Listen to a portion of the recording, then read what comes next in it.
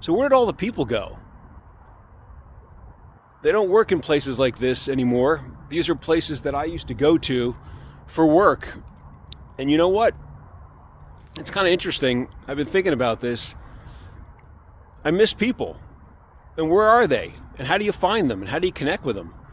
And in this video, I want to share a little bit about my thoughts on how we reconnect in an age where we don't go to places like this.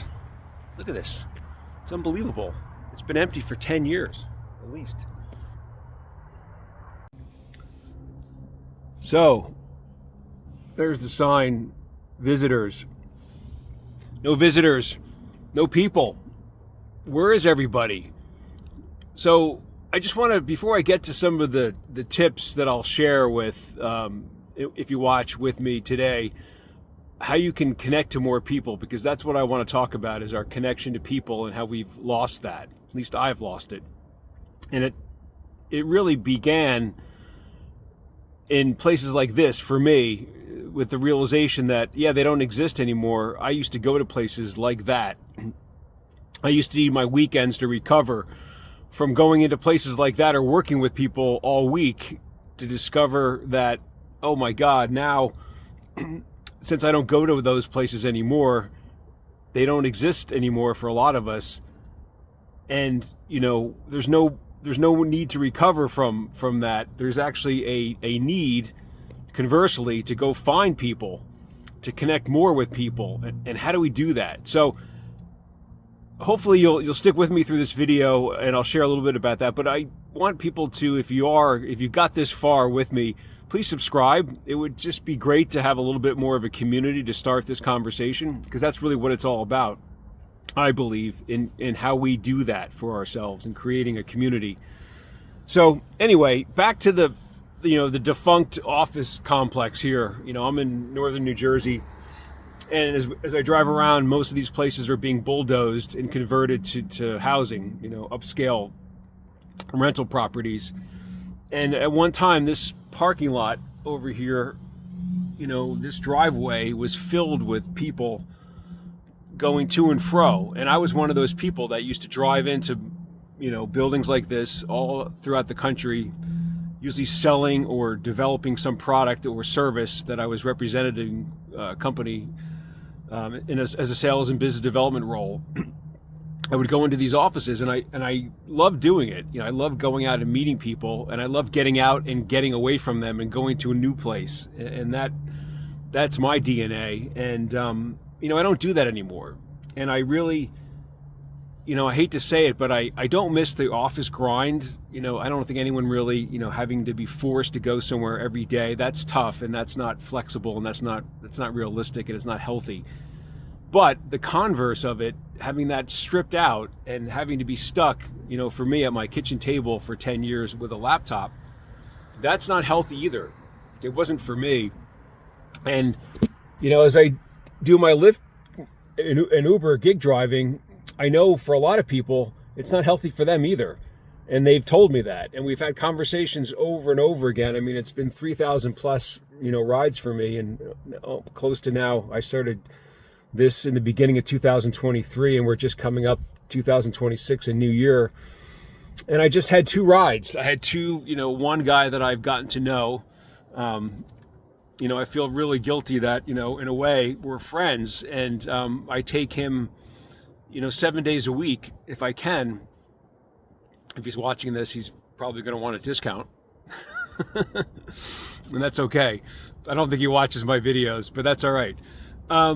My point is that I've gotten to know him, and he's a friend, and we met doing this, gig driving.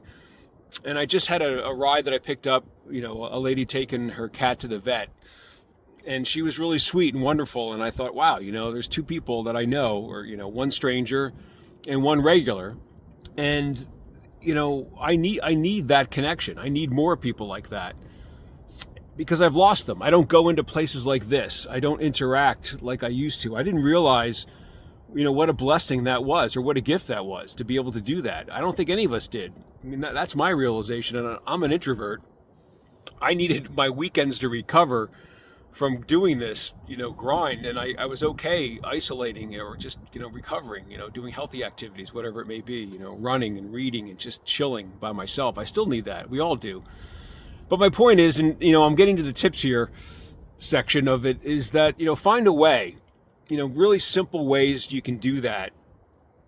And I've done them, even if it's someone who doesn't talk to me in my car, I found that the easiest way is when I go into like a coffee shop, or when I go in and, buy my groceries, or sitting on a park bench, just put down your phone, look at another person as they walk by, they're walking their dog, their kids, just smile, just make eye contact, just, acknowledge another human's presence. I mean, as simple as that is what, I needed. Obviously, I'm someone who's a little bit, more of an addict with people now, a lot of quick, transactional rides. But for me, if I can turn them into something a little bit more deeper, that's my, gift of Lyft, I think, wanting to do that on a regular basis. But it's given me the opportunity, if I can, to kind of distill it down into the simple tips of just these little moments. Take them, find a way to just,